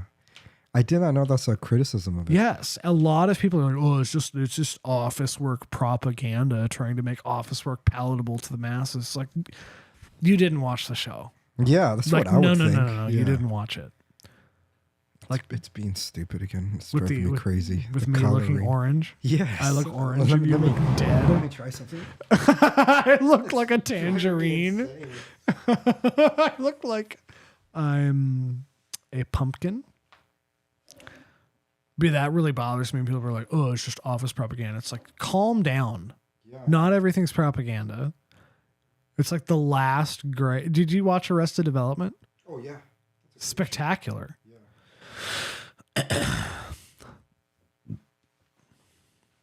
All right, sit down and see if you're not dead looking anymore. You're a little dead. You're a little better, but I'm not gonna mess with it more. I wonder what happened. Why did it look like a tangerine? It was set on auto white balance, yeah. and so I think when you moved, like it caught the shadow at the blue lighting behind you Oh, and tried to no. compensate. Yeah. Nope, stop compensating. Yeah, Arrested Development was great. Spectacular. Yeah. That's probably one of my favorite shows of all time. Yeah. I would agree. The seal is for marksmanship. Yes. Yeah. What? I didn't, first three I seasons, didn't watch the newest one. That came I've out. watched some of it. It's not. Yeah. It misunderstands what made the first one good, Yeah. which most sequels and spin-offs do now. Yeah. Yeah, but the first three were great. Oh yeah, like Yeah. some of the best television writing ever. Yeah. Yeah. Yeah, I don't think there's been any good comedy since like 2010, maybe. Yeah, I don't think so. Because when did The Office ended in 2013? I think 2012, 2013. 2012, somewhere out there, 2013. Yeah. And I felt that coming. I remember I was saying that when it ended, I was like, I don't think anything. Yeah, Will be, there has not been anything since then that I actually watched all the way through again or laugh at. or laugh. Like, Yeah, at all. like everything just started to become more and more obnoxious, more agenda driven. Everything was just about just gays, Just lesbos. gays, You know, lesbians. it just wasn't. It's not funny. Like I never understood I mean, Modern stand-up comedy Family. is the same way. Like but Modern Family just isn't funny to me. no, it's not at all. No, it's just it's stupid. The name itself is Yeah. comedy deterrent. Yes. Yeah. I don't know. I just everything just became that. There's just you watch and it's like I'm not laughing. Like an F for Family show, I do not find funny. Yeah, that's not funny. I can't find it. I just nothing. I know that Matt was talking about it the one time. Like I just can't. Yes, I can't.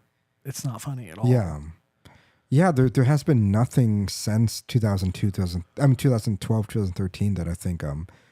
When did Louis end? Well, I don't know. Maybe around the same time, right? Or maybe 2014. I think it was later than that. Was it? How did we spell it? Louis with an E. Show. Louis. Oh, 5 seasons. It's 2015. 2015. Okay. That was a very special show. Yeah, it was. That one it was more to me like Seinfeld. Like I liked it. I watched the whole thing and loved it. Did you? Yeah. Mm-hmm. The later seasons were less. Yeah. But yeah, I watched the whole thing, but it still was. Mm-hmm. It might not be to your taste.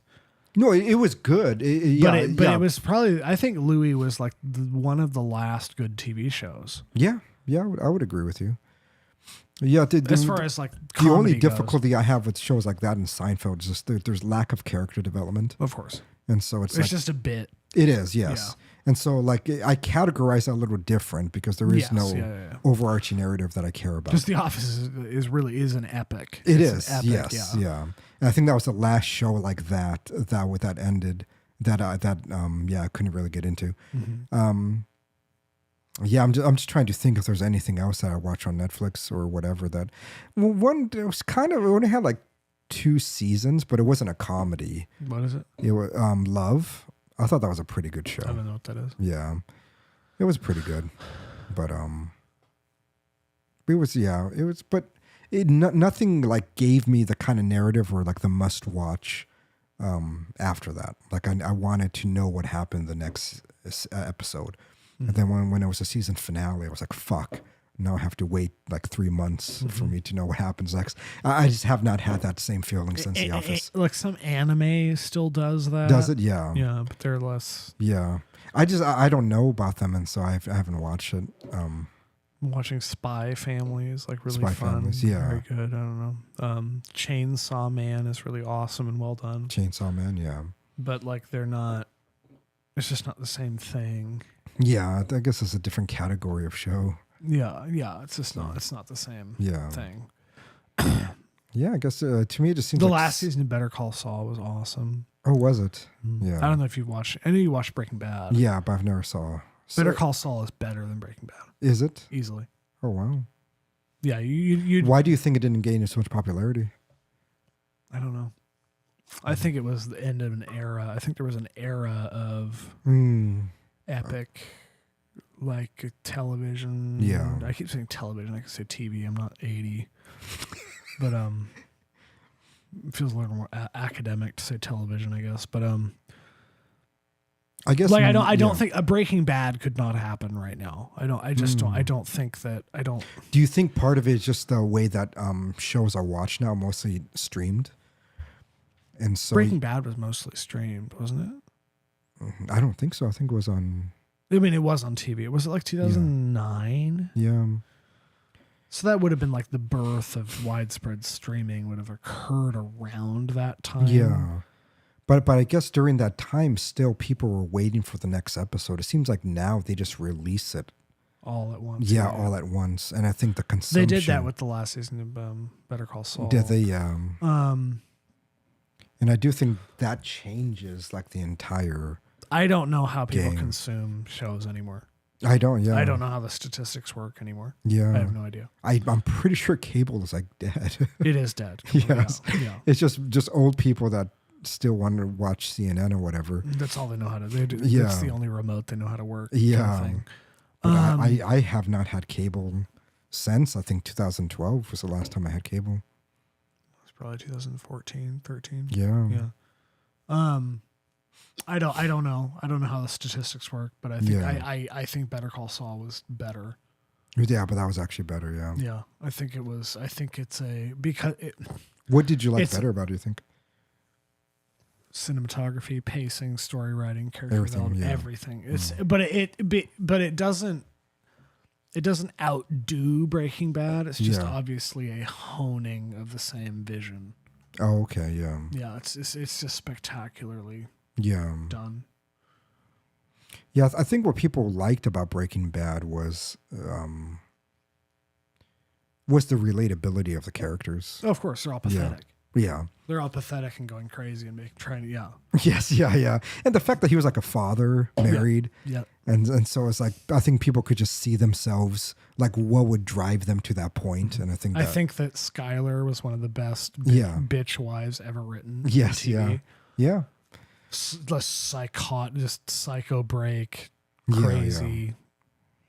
Yeah, I don't. Yeah, like every single character was both necessary and very well written, Right. which is rare. Yeah, another show that I've never seen that everybody says that I probably would like.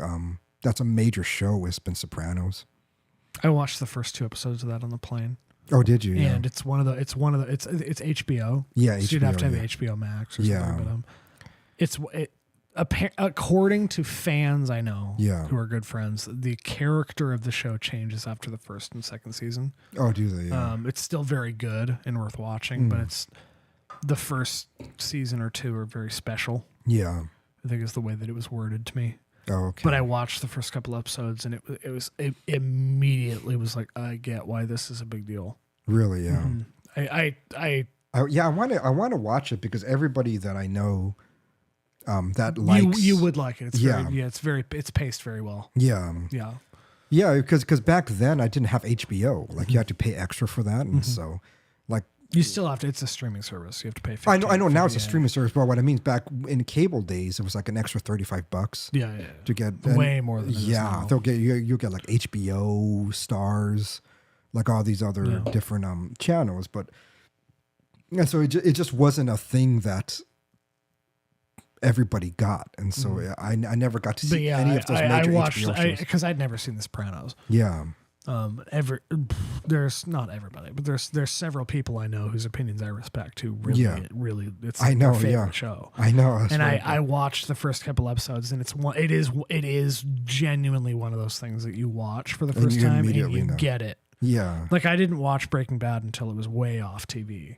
Right. And I watched that first episode. I remember if it's underwear that's like falling through the sky and then onto the road. Right. Yes. Yeah. And I just was like, oh, yeah, like that. It's masterfully paced. It is. Yeah.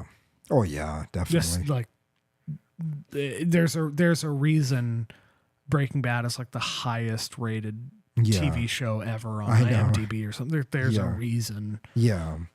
It was so well done. It's spectacularly well done. Yeah. Better Call Saul, I think, is I even like more. Yes, yeah. Because it's even more relatable. But he is a really, it's worth watching. But. Yeah, I think that was the first time that people just didn't think of him as the dad from Malcolm in the Middle. Oh, Yeah, I think that really took away from that type. But what I like is he kind of was the dad from the Malcolm. He was, in the beginning. Yes. I know, and that's Walter White. Yes, yeah. Oh, yeah, he's walking. I away. loved Malcolm in the Middle. He's just walking away from the what was the guy's name? Tuco Salamanca.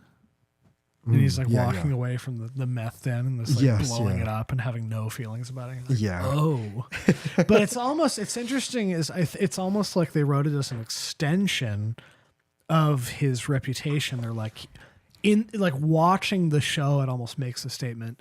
He is not the dad from Malcolm in the Middle anymore. I know, yeah. In the middle of the show. Yes, yeah. Yeah, I would read what Joe texted me earlier today, and he's like, I need to rewatch Breaking Bad because he never saw the movie. Was it El Camino? I remember what this called. I didn't know it follows Jesse Pinkerman after the after the show ends. Oh, okay.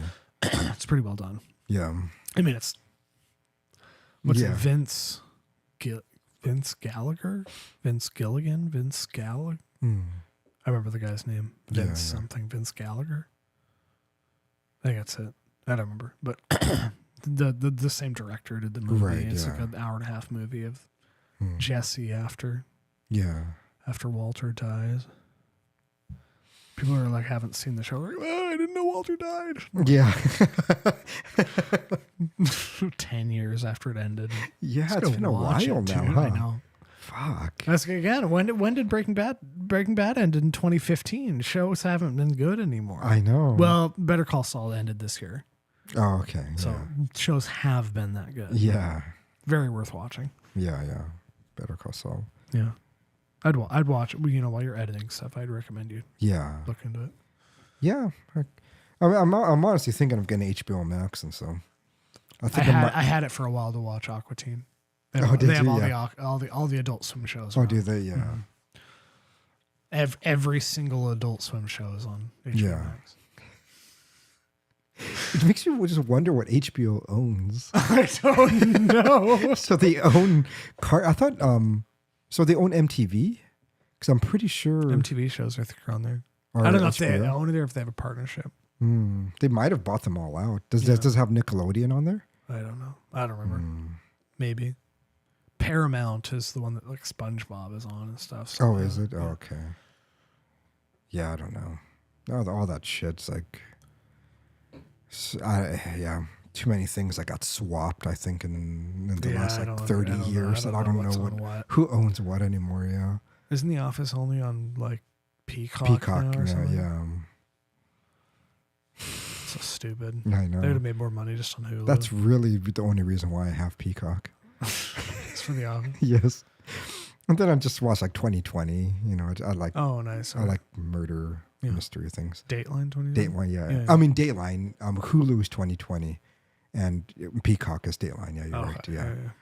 I watch both, and so Yeah. yeah, that's really what they've become. They had this a new documentary that was pretty good. Jodie, I think her name is Jodie Arias. Jodi Arias. Arias, yeah. I've seen like 5 documentaries about that. Oh, I did don't you? know what new thing there So, could be to say yeah, about this it. was a new one because this is the first time she's actually appearing on camera since the trial. Oh, weird. Yeah, like she's actually on it. Psycho. Yeah, You know she did it. it's yeah. Jodie was the one that killed the 3-year-old. kid, right? Yeah, and her mom. I think her mom was like, Yeah, smells like a dead body in the trunk or Yes, something. Whatever yeah. she said. Yeah. but she didn't get convicted of it. No, And the way the documentary presented, I don't know.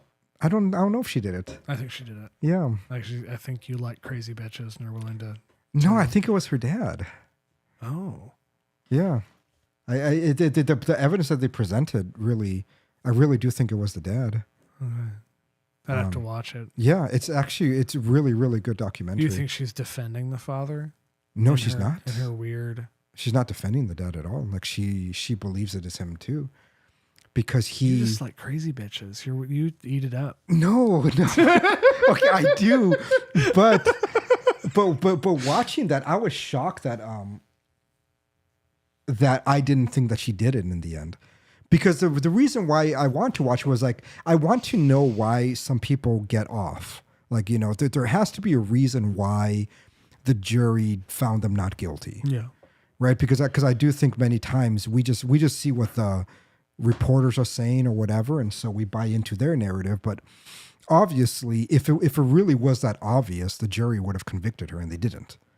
And the reason why they didn't convict her, I think, is because there was no solid evidence that she did it, for one thing, and the dad is weird. Like, he's very, very weird because he did like molest her. Of course. And Of course, then like the crazy bitch says her dad molested her. yes, but then when you see like his when you see But my the dad touched me. when you see the funeral, and then he's talking about how smooth her skin is, how wonderful her smell is. It's like, it's creepy. It's like, oh, you know, I never talk about my daughter that way. I'd have to watch it and then see. Yeah. Is it on Hulu? You said? No, that one's on Peacock. Oh, I don't have Peacock. Oh, yeah. You'll have to give me your login. Yeah. But that one We'll was have to good. see. We'll just start covering real crime documentary. Yeah. You have to cover To Catch a Predator episodes and just be really annoyed. Oh constantly. man, that show just Have we annoys come the out fucking- publicly as extremely anti To Catch a Predator? I don't know. Probably we did at some point, but not. Well, yeah. The worst thing on earth. Yeah. I just think it's dumb. Well, it's wrong. It's devising a show for entertainment based on preying on the vices of people. Yeah. To Just make a tricking spectacle of them. Yeah. They're like, well, we're going to do it anyway. You can't know that. I know. Yes. Yeah. You faked a thing to get them to act on a vice they suffer from. Yeah. And you knew they would, and you exploit it for TV. Like, Yeah. that's so ridiculous. I know. It's like making a show where you're like, will these people get fatter? And you like give them food constantly. Like, man, look at how stupid they are for getting fat. It's like, you're feeding them. Yes. Yeah. Feed them just pure lard and just We're like, meat look at how dipped in horrible lard. and disgusting and degenerate these Eat it, people you are little for eating. fatty. It's like the producers are feeding them lard. You are doing this. Everything. Chris Hansen's like, take a seat. And he's like all upstate. It's like, you are the one who brought him here. I know. Yeah. You faked a thing. Yes. Yeah. Yeah. I don't know if he would have done it for real. I don't know, I know, that. but the fact that he didn't, they shouldn't get any kind of. It should be a warning. Yes. And you'd be like, hey, dude, knock it off. Yeah, but you shouldn't serve any jail time For entrapment. for entrapment. And the fact that they didn't do anything. They're like, well, it's actually not the police. It's not the police arresting them. It's Yeah, this yeah. weird organization of nerds who I sit know. and pretend to be children Yeah. in a room. I know. It's like so they never it's so they weird. never even talk to a child. Then the only evidence they have is they talk to a fake kid. It's like that's not a criminal offense. Yeah, well, then we had a decoy who's actually 25 years old pretending Yeah. to be 12. The people are like, obviously, no, it's not know. legit anymore. And they're like, Yeah. I'm talking to a 25-year-old. You said you were 13. Like, obviously, these people are like not well. I know. Yeah. Obviously, that Yeah. they're falling into those situations. Yeah. But there's no. You can't claim any credit for trapping people. I know. Yes. Yeah. It's Yeah. seriously, it's like handing a person a giant 3-layer chocolate cake, filming it, and Mm-hmm. then berating them for eating a cake you handed them. Yeah. I know. It's the same thing. Yeah. Yeah. And I think what It's like I don't know. it's like I have to see. I've only seen like probably 10 episodes of those because it just bothers me so much. I never it's really the watched. same thing every time. It's- Some of them are worse than others. yes, and yeah, and I'm sure some of them are really really gross. Yeah. But I remember the ones that I did watch. I think the other thing that bothered me is because I really, really, really am not in agreement in terms of age of consent in the U.S. laws. Oh no, yeah. You know, like in all reality. 17, like, Yeah, I okay. think it's dumb. Like I remember the ones I watched, it was like 15, 16. They were pretending to be. I'm like, oh, and? Right? It's like, no. like this is not a child anymore. Yeah. Like you're talking, you look It's an throughout adolescent. history. It's different, You look yeah. even now. We could look it up. I think it's like 97 different countries. 97 countries Something have the age of consent of like 16. Yeah. Like that is the most common one. And then if you include the majority of South America's 14. Yeah. France was 14 up until like 10 years ago. Yeah. Right? And so People it's like, are like, it was a 17-year-old. What a depraved piece of yes. shit. It's like, okay, this is just dumb.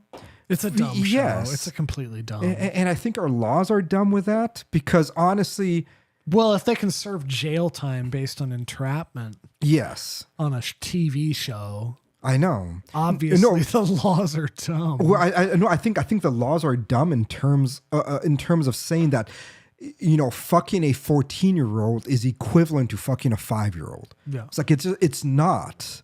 You know, one of them is an actual child, has not hit puberty, cannot get pregnant.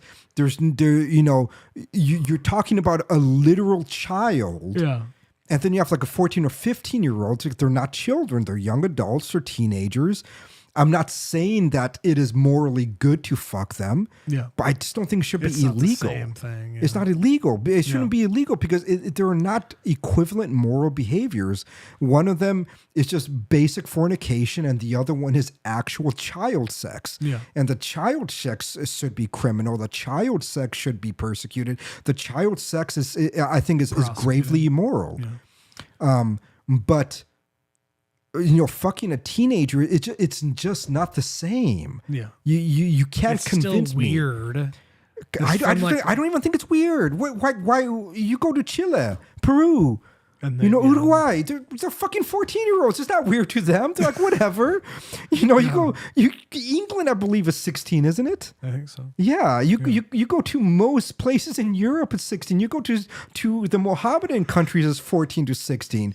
You go to Asia, it's 12. No, you go to Asia, I think Japan it's is 13. 13, 13, 14. It's like, before we used to judge this basic biology. It's like you have puberty, you can produce a child, you're no longer yourself a child. And then now we're trying to determine it by this weird, obscure notion of consent and be like, well, if a 16-year-old can't really consent, I was like, what the fuck are you talking about? What do you mean by that? It is such a weird barometer because what most countries have done throughout history was they just based it on biology. It's like, here's a biological reality. You hit puberty, you can have a child, you're not a kid. Yeah. And I think now you're trying to determine it by a very abstract understanding of consent. I think it's stupid. I think it's ridiculous. No, it should not be an illegal act. Yeah. If a 15 or 16-year-old girl gets married, I don't give a shit. Gets married to a 40-year-old guy, okay. Good for him. He gets 16-year-old pussy. It doesn't bother me one bit. I don't understand the entire laws. It's not that it's like gross to me. It's that the man, to me, he would have to be like retarded. I don't think so. That's majority of the world then. I know, but there's this weird because the women talking to a 16-year-old American girl to me, I can't imagine her offering any kind of companionship to men. No, but she offers a pussy and the production of children. Yeah, which to me, I mean, maybe because I don't care about that. I can't imagine living with a 16-year-old girl. That sounds horrible. It's just that the primary function of marriage is fulfilled by that 16-year-old girl. Oh, because the production of children. Yeah, production of children, and it's actually healthier for them to do it younger because they could lose the weight quicker. They can, actually cater to the needs of the child better. I wonder how many people you're pissing off. I know, probably a lot. Yeah. But like a 30-year-old woman is like, what, you going to marry that?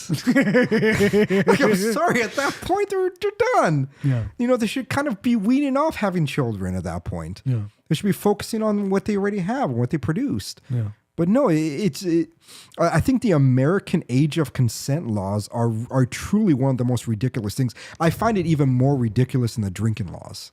Of course. 21's a ridiculous. It is. I'm over exaggerating. Ridiculous. I find them both equally as ridiculous. Tobacco is 21 now in Alaska. Is it? Yeah. I think all of those laws, like the drinking laws, the sex laws, the tobacco laws, all of them are the most ridiculous things that we have in this country. It is the most obscure. It is the most unique thing about us. And I think many other countries just view us as insane. It was like, we truly are crazy because we have this very weird outlook in these different behaviors. Yeah.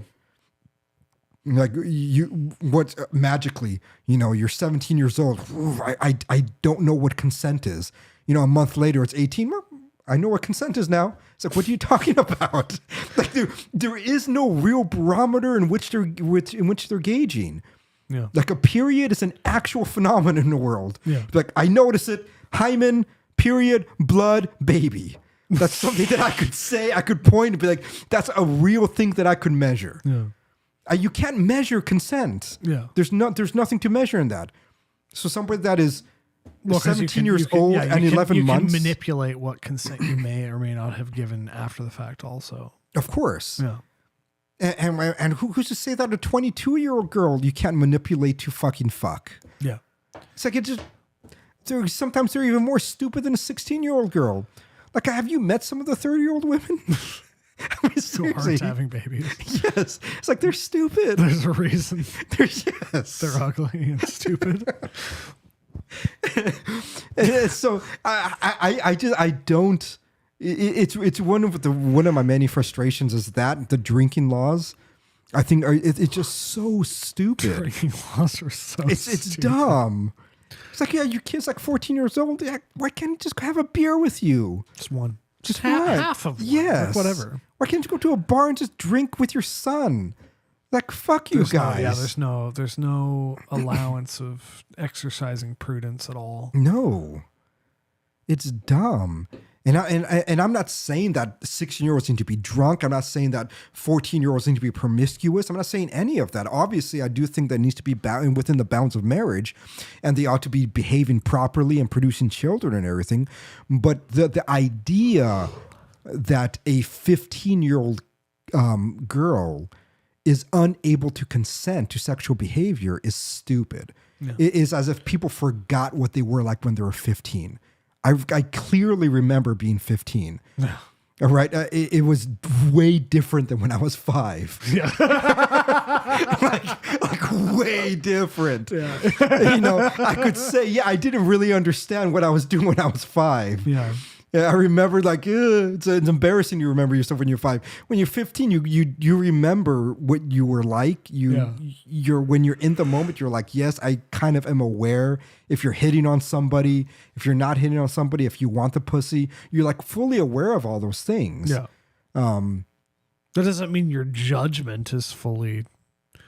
I don't think many 40-year-olds' judgment are fully proper. Like, yeah. So yeah, but I think it can be. I think a 15-year-old girl can get married, can properly make that judgment, can stay married until death and produce children and be a wonderful wife. Yes. I think that's a real possibility because I've seen it. It exists. People are like, Jeremy wants a 15-year-old wife? What?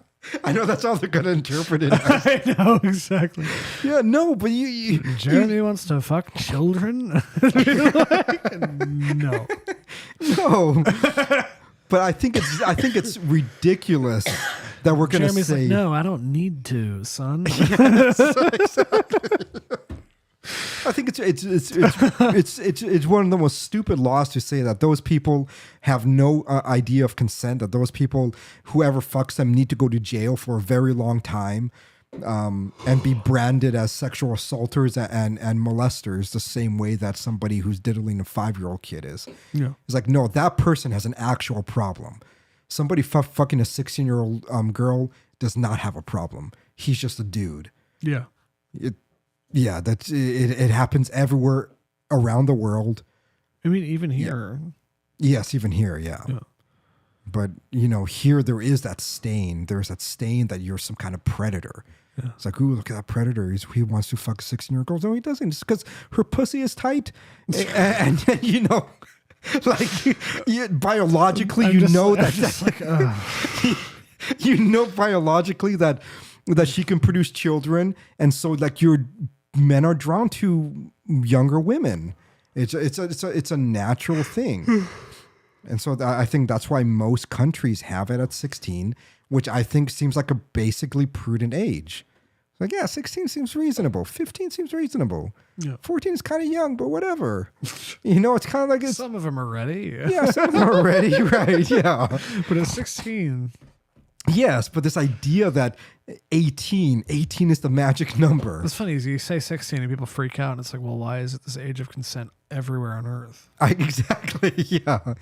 Everywhere on Earth throughout the history of mankind. If not earlier. Yes. Would have Muhammad married a 7-year-old? Yes, yeah. Like that's creepy. That's pretty gross. Yes, that's gross. But yeah, most Mohammedans do practice, at least with the younger women. And so it's I don't know.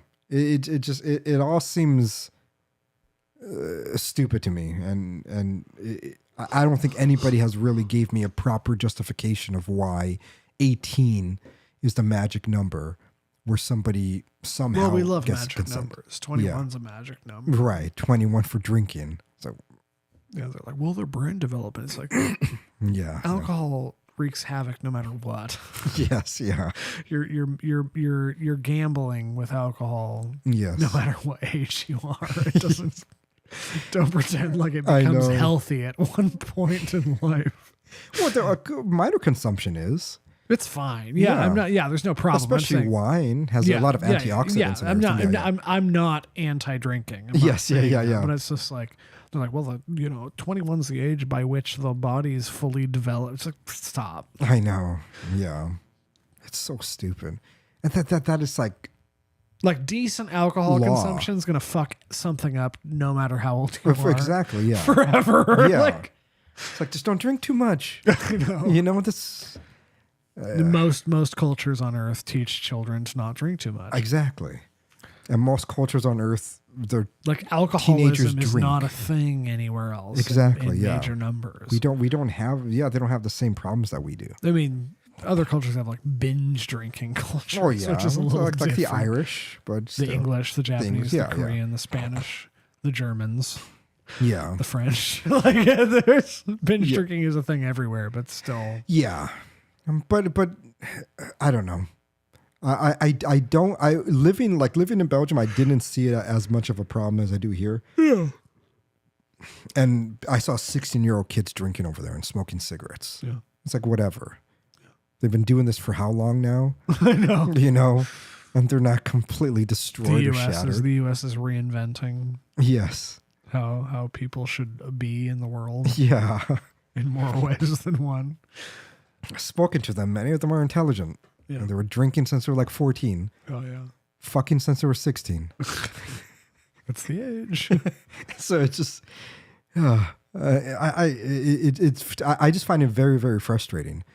I think we should encourage young women to get married Oh, right. rather than trying to seek college and career or whatever. It's like, no, you're 16, get married, get pregnant. You know, use your body that has been developing to this point for the good. Yeah. You know, rather than discouraging, like, you got to wait till you're 30.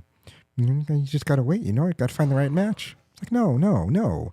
Find an older man that can Childless women take really care of bother you. me. Yes, they do too. In Yeah. my empire, they'd be forced into the nunnery, Yeah, exactly. the nun factory. Yes. Like, okay, you're 25 with no kids. All right. I know. Here's, It's like your, at that point, here's oh, your habit. yes. Something wrong We'll with let you you at know that what point. convent you're going to. Yeah. And I think men just need to be older before they get married. Yeah. It's like, no, when you're 20 years old, you're dumb as a brick. Guys just mature slowly. It's fine.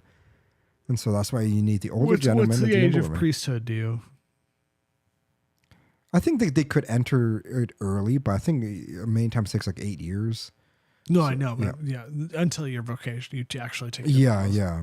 Which I think is proper. Yeah. Like you should, if you want to try it out around 18, 19, 20. And then by the time you're almost 30. yes, yeah. Oh, okay. And yeah, and I think the same thing for the nuns. I think that's good. You know, you take that time for the kind of discernment because you are sacrificing something quite significant. Mm-hmm. But I think for the majority of people, it's like girls just get pregnant. You know, just start having to just stop everything that you think is what you ought to be doing, and just find an older gentleman that could take care of you, get pregnant, take care of the husband, take care of the kids. Your life would be much better. Yeah. Just much, much better without all of this other bombardment of bullshit. Yeah, nonsense. Yeah. I mean, it's dumb. I think that's why American women are so immature for so long. It's like, fuck. You see like a 16-year-old African girl, and it's like they're much more mature. Oh, yeah. You know, they're already ready. They're ready I think to it's go. why the Africans are the best Catholics right now. Yeah. Yeah. Because they're the least tainted they are. by Puritanism and the Yeah. American experiment. Oof. Yeah. Yeah. It's just. Yeah, Western Africans are like, I know. they're still fucking. I know. Oh, yes. They definitely are. Yeah. We good? Yeah, I think so. Hour 45, hour 50. All right. Yeah. Well, it's good to be back. Yes. We'll I can't wait. do a Q&A sometime soon, but Yeah. we'll announce that. Yeah. Anyway, All right. talk to you later. Bye. Bye. I don't have to switch screen. Just yeah. Okay. Do do do do do.